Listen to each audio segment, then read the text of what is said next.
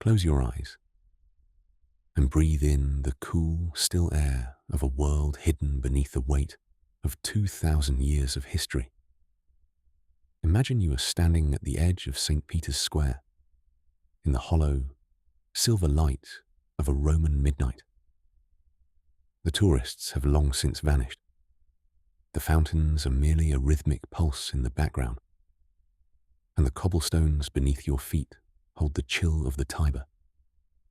Before you lies the Vatican City, not just a sovereign state, but a labyrinth of secrets, a fortress of faith, and a vault of human memory that stretches back to the very dawn of the Common Era. Tonight, we are not visitors. We are shadows, slipping past the Swiss Guard, moving beyond the velvet ropes and the gilded altars, into the places where the light of the sun has never reached. We are descending into the heart of the Vatican Secret Archives, a place where time does not flow, but settles like dust upon the parchment of empires. As we walk, the marble floors give way to colder, more ancient stone. The sound of your footsteps is swallowed by the immense silence of the corridors. This is the Archivum Apostolicum Vaticanum. For centuries, its name was whispered with a mixture of awe and fear. It is not secret in the sense of being hidden, but secret in its original Latin meaning, secretum, private. This is the private memory of the popes. Imagine 85 kilometers of shelving, winding like the intestines of a giant through the subterranean darkness. Thousands upon thousands of documents, letters and codices are stacked in a precise, suffocating order. Here, the air is climate-controlled to a surgical degree, keeping the brittle breath of history from crumbling into nothingness. You can smell the faint, intoxicating aroma of old vellum, the metallic tang of drying ink, and the dry, earthy scent of beeswax seals that have remained unbroken for half a millennium. Your hand brushes against a wooden shelf, and you realize that within inches of your fingers lie the original letters of Mary, Queen of Scots, written in a frantic hand as she awaited her execution. Nearby, the transcript of the trial of Galileo Galilei rests in the dark, the ink still holding the tension of a man forced to choose between his eyes and his soul. This is a place where the heavy doors of the past are locked from the inside. We move deeper, past the official records, into the sections that the public never sees, where the documents aren't even indexed in the main catalogues. In these forgotten alcoves, the secrets are not just political, they are existential. Rumors of the Chronovisor, a device whispered to have been built in the 1950s by a Benedictine monk, capable of peering through the fabric of time to witness the crucifixion itself, linger in these shadows like ghosts. Whether it exists or is merely a myth born of the Vatican's obsession with the past, the weight of the possibility hangs heavy in the air. The silence here is heavy, a physical presence that presses against your ears. You feel the immense gravity of the millions of words surrounding you, secrets of kings, maps of lost civilizations, and the private confessions of the powerful. Every step takes us further away from the modern world. Here, the 21st century is a distant dream. We are moving into the era of the Borgias, the era of the Crusades, and even further back, into the pagan foundations upon which this city of God was built. Beneath the archives lies the necropolis, the city of the dead. It is a world of terracotta and brick, where the bones of the early Christians mingle with the ruins of Roman villas. The air here is warmer, smelling of ancient earth and damp limestone. You can feel the vibration of the city above. But down here, in the dark, the only thing that matters is the story. Think of the prophecy of the popes, attributed to Saint Malachy, a list of 112 cryptic phrases predicting every leader of the church until the end of time. It is said that the original manuscript, containing details too terrifying for the public to consume, is tucked away in a lead-lined box in a room that hasn't been opened in 80 years. We pass by rooms filled with the spoils of the Crusades, jeweled icons whose origins have been forgotten, and scrolls in languages that no living tongue can speak. The Vatican is the world's greatest collector of silence. It hoards the things that the world is not yet ready to know. As we drift through these lightless halls, you begin to understand that the secrets aren't just hidden in the paper. They are hidden in the very stones of the foundation. Imagine a letter from the Grand Khan of the Mongol Empire, written on silk, demanding the submission of the Pope. Imagine the secret treaties that redrew the map of the world in the dead of night. Every document is a heartbeat of a moment that changed everything. But there are also the silences, the gaps in the records where things have been deliberately erased. These are the forbidden secrets, the moments where the church encountered something it could not explain, or something it feared would shatter the faith of the masses. In the lowest levels, where the walls are thick and the doors are reinforced with iron, the air grows stiller. This is where the records of the exorcists are kept. Centuries of documented encounters with the inexplicable, written in steady, trembling Latin. You find yourself sitting on a small stone bench in a forgotten corner of the vault. The darkness is a velvet blanket, comforting and ancient. You aren't just looking at history. You are breathing it. The politics, the scandals, the gold, all of it fades away, leaving only the profound mystery of a place that has watched the world fall and rise again and again. The Vatican doesn't forget. It only waits. It waits for the right time. Or perhaps it waits for the end of time. As you drift closer to sleep, the images of red wax seals and golden keys float in your mind. A mosaic of a world where every secret is a stone in a fortress, meant to last forever.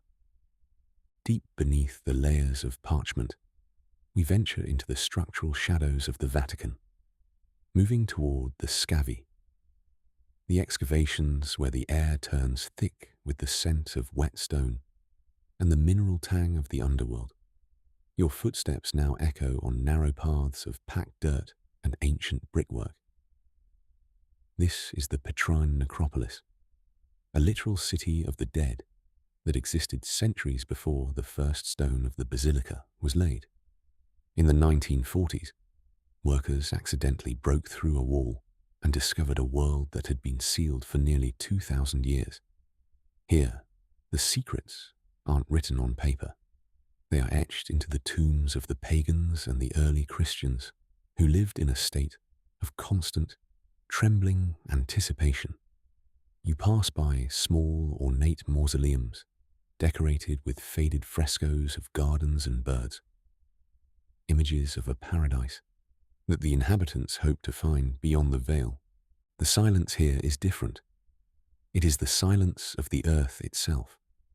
As you drift through these narrow alleys of the dead, you realize that the Vatican is built upon a foundation of bones. The most guarded secret of this subterranean world is the Red Wall, a simple structure covered in ancient graffiti. Archaeologists spent years deciphering the scribbles, finding the words Petros Eni. Peter is here. But the mystery deepens when you consider what was not found. For decades, rumors have circulated among the upper echelons of the Curia that Peter's tomb was not empty when discovered, but contained objects that challenged the early narratives of the church. Items that were whispered away into the private vaults of the Pope before the public was allowed to see. You feel the weight of these hidden artifacts pressing down through the ceiling above you. Moving away from the physical tombs, let us drift back into the realm of the high-tech and the esoteric. Among the most enduring legends of the Vatican's forbidden knowledge is the Chronovisor. Imagine a machine looking like a complex array of cathode ray tubes and strange antennae, developed in the mid-20th century by Father Pellegrino Anetti. Anetti was not just a priest, he was a master of pre-polyphonic music and a physicist. He claimed to have discovered a principle that allowed him to tune in to the residual electromagnetic energy left behind by past events. To the Vatican, time is not a lost country, but a record that can be replayed. As you lie in the quiet of your room, imagine the implications of such a device. Anetti claimed to have witnessed the founding of Rome, the speeches of Napoleon, and the final hours of the Christ.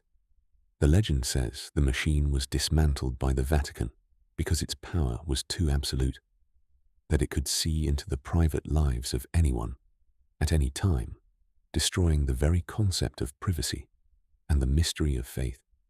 Whether the Chronovisor sits in a crate in a locked basement or was merely a dream of a brilliant mind, the Vatican's obsession with the science of the soul remains a dark, fascinating corner of its history. The air grows colder as we move into the section of the archives dedicated to the Annuario Pontificio and the records of the secret societies that have flickered around the edges of the Holy See. We find the records of the Sodalitium Pianum, a secret spy network established by Pope Pius X in the early 20th century. Its goal was to monitor every priest, bishop, and cardinal for signs of modernism. Imagine the thousands of reports, the coded messages, and the dossiers on every influential thinker of the era. The Vatican has always been a master of information, a place where the all-seeing eye wasn't just a symbol, but a bureaucratic reality. As you listen to the steady rhythm of your breathing, think of the millions of eyes that have watched history unfold from these windows, recording every shift in the wind of power. There are also the stories of the lost popes and the interregnum, the periods between the death of one leader and the rise of another, where the Vatican becomes a vacuum of power and a hotbed of intrigue. The archives hold the true accounts of the Conclave of 1314, which lasted for over 2 years as the cardinals fought for control, and the Cadaver Synod, where a deceased pope was exhumed and put on trial by his successor. These aren't just scandals, they are the cracks in the divine facade, the moments where human ambition collided with the sacred. The Vatican hoards these stories not to hide them, but to protect the institution. They believe that some truths are like the sun, too bright to be looked at directly without going blind. As we descend into the lowest level of the archives, the ziggurat of document storage, we encounter the records of the exorcists. For centuries, the Church has maintained a quiet, rigorous department dedicated to the inexplicable. These files are not filled with Hollywood horror, but with clinical, terrifyingly sober accounts of phenomena that defy the laws of physics. You can almost see the dusty ledgers, written in the steady hand of priests who witnessed objects moving without touch, and voices speaking in dead languages. The Vatican keeps these records sealed because they confirm a reality that the modern world has tried to forget, that there are shadows in this world that do not belong to the light. The quiet of this room is absolute, a sanctuary against the chaos of the supernatural. You feel a sense of peace in this darkness.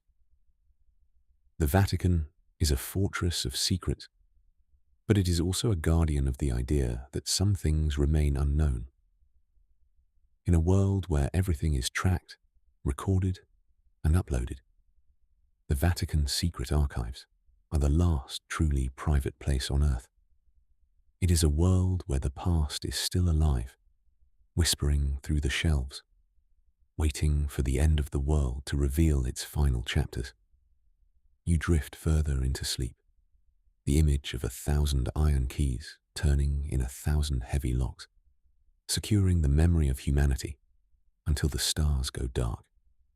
Beyond the documents and the gadgets, there is the mystery of the physical gold, the wealth that is whispered to be hidden, not in banks, but in the very masonry of the city.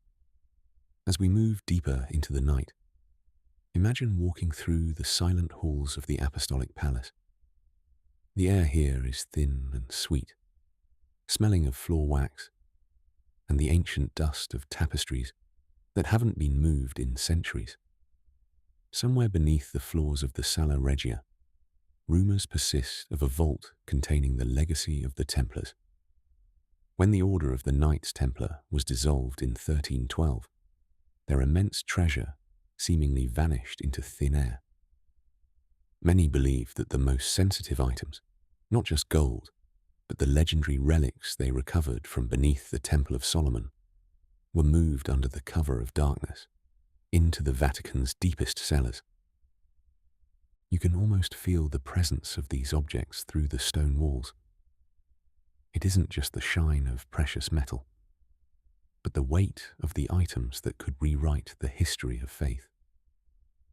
Legends speak of a hidden chamber known as the Camera degli Specchi, or the Room of Mirrors, which is said to contain artifacts of such profound power that they are never moved, never cleaned, and never spoken of by any official. Among these is the Emerald Tablet, an ancient Hermetic text carved into a single piece of green stone, containing the secrets of the universe and the laws of alchemy. The Vatican keeps these things not for their value, but to prevent them from falling into a world that would use them for destruction. The silence of these gold-lined vaults is a heavy, golden silence, a sanctuary where the objects of power rest in a dreamless sleep. As we drift further, think of the Black Nobility, the nobiltà nera. These are the ancient Roman aristocratic families who remained loyal to the Pope when the Italian state was formed. They are the keepers of the Vatican's most intimate social secrets. For centuries, they have lived in the shadows of the palaces, moving through secret corridors that connect their private villas to the heart of the Holy See. These passages are like the veins of the city, hidden behind false bookcases and beneath marble altars. Imagine a door, hidden behind a masterpiece by Raphael, that leads to a spiral staircase, descending into a private library that isn't even part of the official archives. This is where the private diaries of the popes of the Renaissance are kept, the real accounts of the Borgias and the Medicis, written in the heat of passion and the coldness of political murder. The air in these secret passages is cool and carries the faint vibration of the city's plumbing and the distant hum of the Roman subway. But inside the walls, it feels like the 15th century. You are walking where the Passetto di Borgo begins, the elevated escape route that leads from the Vatican to the Castel Sant'Angelo. Thousands of secrets have been whispered along this stone corridor during times of siege and plague. It is a place of transit for things that cannot be seen in the light of day. As you listen to the steady rhythm of your breath, imagine the shadows of cardinals and kings who have hurried through these narrow spaces, clutching documents that could start wars or end empires. Then, there is the mystery of the third Fatima secret. In 1917, 3 children in Portugal claimed to have received 3 secrets from a vision of the Virgin Mary. The first 2 were released, but the third was kept in a sealed envelope in the Pope's private study for decades. When it was finally revealed in the year 2000, many felt the version released was sanitized, that the true third secret spoke of a great apostasy, a spiritual collapse starting at the very top of the church. The original parchment, written in the shaky hand of Sister Lucia, is said to reside in a small silver box within the Archivio della Congregazione, la Dottrina della Fede, the successor to the Inquisition. The weight of this prophecy hangs over the Vatican like a storm cloud that never breaks, a secret that is kept to prevent a global panic. We move now into the gardens at 3 a.m. The Vatican gardens are a lush, dark labyrinth of exotic plants and ancient fountains. In the center of the garden stands the Tower of St. John. Within this tower, it is said that the most sensitive diplomatic negotiations in human history have taken place, meetings with leaders of nations that officially do not exist and representatives of entities that are not found on any map. The Vatican is the world's oldest diplomatic service, and its Secretariat of State has a memory that spans millennia.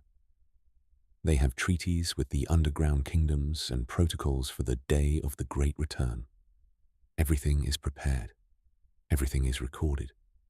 The night is at its deepest point. The stars above the dome of St. Peter's seem to be leaning in, listening to the silence of the city below. You realize that the Vatican isn't just a place of prayer. It is a memory bank for the human race. It holds our highest aspirations and our darkest failures, wrapped in linen and sealed with red wax. As you drift closer to the edge of deep sleep, the images of these hidden vaults and silent corridors begin to blur into a soft, protective darkness. You are safe in the knowledge that these secrets are guarded by a force that does not sleep, a machine of faith and bureaucracy that has outlasted every empire and will outlast the stars themselves. The keys turn, the doors lock, and the silence of 2,000 years settles over you like a warm, heavy blanket. As we descend even further into the conceptual basement of the Holy See, we leave the physical gold behind and enter the vault of forbidden intellect. Imagine a room hidden behind the gallery of maps, a place where the walls are not lined with stone, but with lead to protect the contents from the degradation of time, and, as some whisper, to dampen the spiritual energy of the objects within. This is the grimoire wing, a collection of manuscripts that the Church has confiscated over 2 millennia. Here lie the original scrolls of the Gnostics, texts that suggest the world we see is merely a shadow, and the Solomonic keys, ancient manuals of ritual magic that were supposedly used by the biblical king to command the forces of the unseen world. The air here is heavy and thick, almost stagnant, carrying the scent of dry parchment and the metallic, slightly sweet aroma of ancient copper bindings. You can feel the vibration of forbidden knowledge, the pulse of ideas that were deemed too dangerous for the common soul to contemplate. The Vatican keeps these works not to study them, but to contain them. They are the intellectual prisoners of the Church. As you lie in the stillness of your own night, imagine a scribe in the 14th century, his candle flickering as he transcribed a text that claimed to hold the true name of the architect of the universe, a name so powerful it could shatter the glass in the windows above. These books are never read, never opened, but their presence is felt like a low-frequency hum beneath the floors of the Basilica. Moving through the shadows of the library, we find the records of the Apostolic Penitentiary. This is the department of the Church that deals with the most profound and secret sins, crimes so dark they can only be forgiven by the Pope himself. The archives of this office are a map of the human shadow. Thousands of confessions are filed away in boxes made of cypress wood, which naturally repels the insects that would devour the paper. In these files, the true nature of history's most infamous figures is revealed. Their private fears, their hidden cruelties, and their final, desperate pleas for mercy. The Vatican is the world's greatest confessional, a place that knows the truth behind every public mask. This knowledge gives the Holy See a power that no army can match, the power of knowing what humanity is truly capable of when the lights go out. The silence of the archives begins to shift as we approach the room of the apocalypse, This is a modern addition, a high-security bunker built during the height of the Cold War, but its contents are ancient. It contains the continuity protocols, the Vatican's plan for the end of the world. It is said that within this vault lies a seed bank of spiritual and cultural knowledge, a Noah's Ark of human thought, designed to survive a global catastrophe. But there is a darker side to these protocols. Scribes have whispered about the papal emergency mandate, a set of instructions to be followed if a pope is ever taken by a force that is not human. The Church has watched the rise and fall of civilizations, and it prepares for the end with the same meticulous bureaucracy with which it manages a Sunday Mass. Think of the Vatican telescope, not the one on the hills of Rome, but the advanced infrared observatory the Church maintains in the desert of Arizona, known as Lucifer. Large binocular telescope, near-infrared utility with camera and integral field unit for extragalactic research. While the name is a technical acronym, the legend in the corridors of the Vatican is that the Church is searching for something specific in the deep void, a celestial anomaly mentioned in the secret prophecies of the 12th century. They are looking for the sign of the Son of Man, or perhaps something older, something that has been returning to our solar system on a cycle of thousands of years. The secrets of the Vatican aren't just buried in the earth, they are pointed at the stars. As the clock nears the final hour before dawn, we find ourselves back in the necropolis, standing before the Gate of the Sun. This is a hidden entrance that leads out of the Vatican and into the ancient sewers of Rome, a path used by the shadow popes during times of great upheaval. The stones here are worn smooth by the passage of thousands of hidden figures. You can feel the cool draft of the underground river, a reminder that everything we have seen, the gold, the magic, the prophecies, is built over a moving current of time. Your breathing is slow now, a steady echo of the heartbeat of the city. The Vatican is a fortress that guards the boundary between the known and the unknown. It is a place where every secret is a brick and every silence is a prayer. As you drift into the deepest part of your sleep, the images of the lead-lined vaults and the infrared eyes staring into the cosmos fade into a soft, grey mist. You are safe in the silence of the ages. The archives are closed. The seals are intact, and the memory of the world is tucked away in the dark, waiting for a morning that may be 1,000 years away. The great bronze doors of the heart are locked, and you are finally at peace in the center of the mystery. As the night stretches its fingers toward the final watch, we move from the spiritual and the arcane into the cold, calculated world of the Black Nobility, the nobiltà nera. To understand the Vatican's most guarded secrets, one must understand the families who have lived in the shadow of the dome for 1,000 years. These are the dynasties, the Colonnas, the Orsinis, the Massimos, who refused to acknowledge the modern world when it knocked at the gates of Rome. They are the guardians of a parallel reality, a financial and social network that exists outside the laws of any nation. Imagine walking through a private gallery in a palazzo that overlooks the Vatican walls. The floors are made of rare porphyry, and the walls are draped in silk damask, the color of dried blood. Here, in the dim light of flickering beeswax candles, the true financial history of the Church is preserved. It is not found in the spreadsheets of modern banks, but in handwritten ledgers bound in the leather of extinct animals. These ledgers record the Peter's pence of the Middle Ages, the spoils of lost empires, and the secret investments in technologies that the world won't see for another 50 years. The Black Nobility are the silent partners in a global game of chess, moving wealth across borders through ghost accounts that were established before the concept of a central bank even existed. The air in these private chambers is still, undisturbed by the ventilation systems of the modern world. You can smell the faint, bitter scent of almond oil used to preserve the frames of Titian paintings, and the metallic tang of ancient keys. This is the realm of the secretariats of the shadow, men who hold no official title in the church, but whose signatures can freeze the assets of a continent.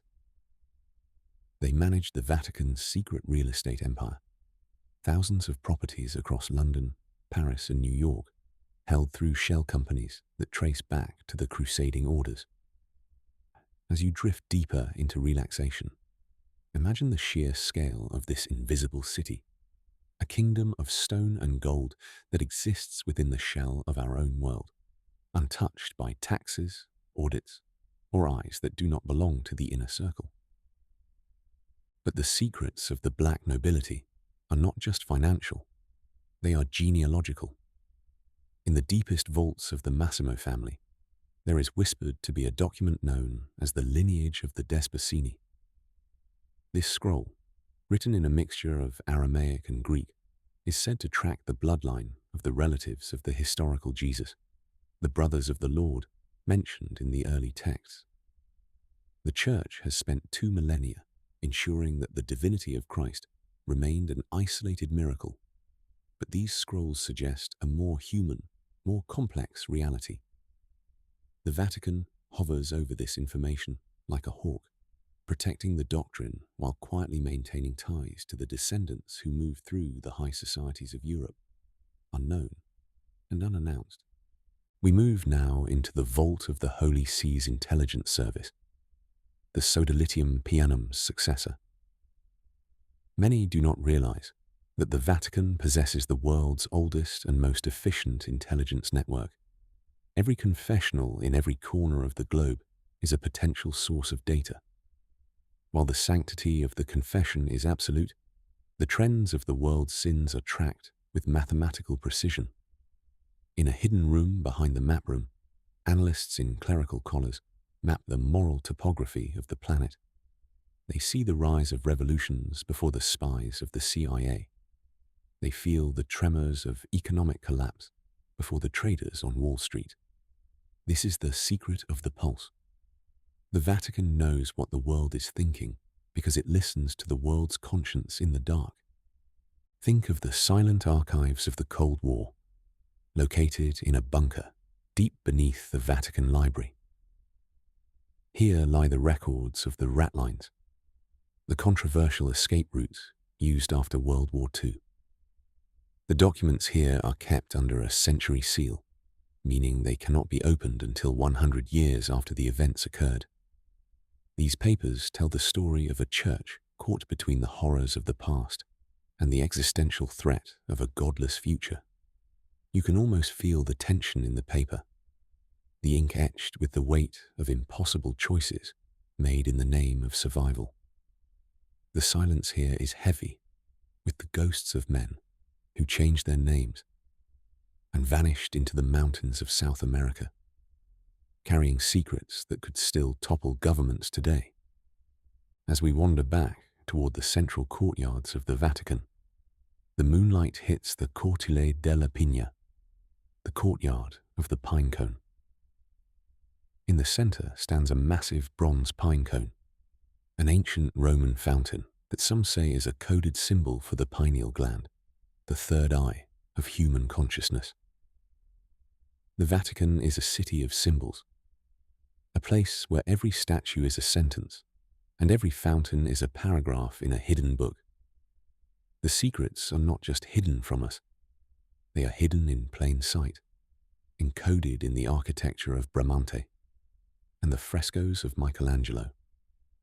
To those who know the Key of Solomon, the very layout of St. Peter's Square is a massive astronomical clock, marking the movements of stars that were forgotten by the rest of humanity during the Dark Ages. You are moving now toward the state of the Great Quiet. The world outside is beginning to stir, but inside the walls, the bells of the morning have not yet rung. You feel a sense of profound protection. This city has survived the sack of Rome, the rise of Napoleon, and the fury of 2 world wars. It survives because it knows how to keep a secret. It knows that the greatest power is not in the showing, but in the hiding. The gold in the vaults, the machines that see through time, the bloodlines of the gods, and the maps of the stars. They are all safe in the dark. As you succumb to the pull of deep, restorative sleep, imagine the grand key holder of the Vatican, an elderly man in a simple black cassock, walking the final rounds of the night. He carries a ring of iron keys, each one weighing a pound, and as he locks the final door to the secret archives, the sound is a soft, final thud that echoes through your mind. The secrets are tucked away. The silence is absolute. You are part of the history now, a silent witness to a story that has no end. The shadows of the Vatican wrap around you like a heavy, velvet cloak, and you drift into a dream where the past and the future are one and the same, protected by the stone, the silence, and the seal. As the first hint of a pre-dawn grey begins to touch the high windows of the Apostolic Palace, we reach the final and most guarded layer of our journey. This is the hour of the Watchers. Beyond the gold of the Black Nobility and the lead-lined vaults of the grimoires lies a secret that isn't held in a box or written on a scroll. It is the secret of the eternal continuity. Imagine standing in the very center of the Basilica of St. Peter, the vast empty space breathing around you like the lungs of a sleeping giant. In this ultimate silence, you realize that the Vatican's greatest secret is its relationship with time itself. To the outside world, years are spent, but here, centuries are merely inhaled. The final forbidden secret is the protocol of the last pope, a set of oral traditions passed from one pontiff to the next, whispered in the ear of the successor, the moment the white smoke rises. It is said to be a map of the end of the human era, a timeline that stretches far beyond the collapse of nations, into a time when humanity returns to the stars from which it was once whispered, we came. The air in the center of the basilica is perfectly still, tasting of cold incense and the faint, sweet smell of ancient wax. You look up at the massive dome, and in the dim light, the mosaics seem to shift, the eyes of the saints watching over a city that has seen the rise and fall of every modern ideal. The Vatican is the anchor of the world. Its secret is that it does not change because it is waiting for the world to return to its origin. As you lie in the absolute safety of your bed, imagine the angelic shepherd, the figure from prophecy who is said to be the final guardian of the mysteries, sitting alone in a small white-walled room, looking out over the sleeping city of Rome. He holds the seal of the fisherman, a ring that has been broken and remade for 2,000 years, symbolizing a cycle that can never be truly broken. The secrets are not just scandals or treasures. They are the ingredients of human stability. The Vatican guards them because it believes that total knowledge would be a burden too heavy for the human heart to bear. It protects the mystery so that you can have the freedom to believe, to wonder, and to sleep. The shadows here are not dark. They are protective. They are the velvet curtains of history, drawn tight to keep the cold wind of the infinite from blowing out the candle of our collective hope. Your breathing is now a slow, rhythmic tide, pulling you away from the world of questions and into the ocean of deep, dreamless rest. The Vatican is now fully locked. The Swiss guard stands silent, their halberds reflecting the fading moon. The keys have all been turned. The red wax has hardened on the final doors of the night. You are a part of the silence now. The gold, the scrolls, the machines, and the prophecies are all tucked away in the deep pockets of the earth, safe and sound. As you drift into the final embrace of sleep, the image of the great dome fades into a soft, protective light. The weight of 2,000 years is no longer a burden, but a foundation. You are grounded, you are safe, and you are part of a story that began before you were born, and will continue long after the stars have changed their positions in the sky. The Vatican sleeps. Its secrets pulse like a slow, steady heartbeat beneath the Roman soil. And you, the traveller of the night, are finally home in the quiet. The story is complete. The seals are set. Peace is the only secret left to tell. Sleep now, for the past is guarded, and the future is written in a language that only the silence can understand.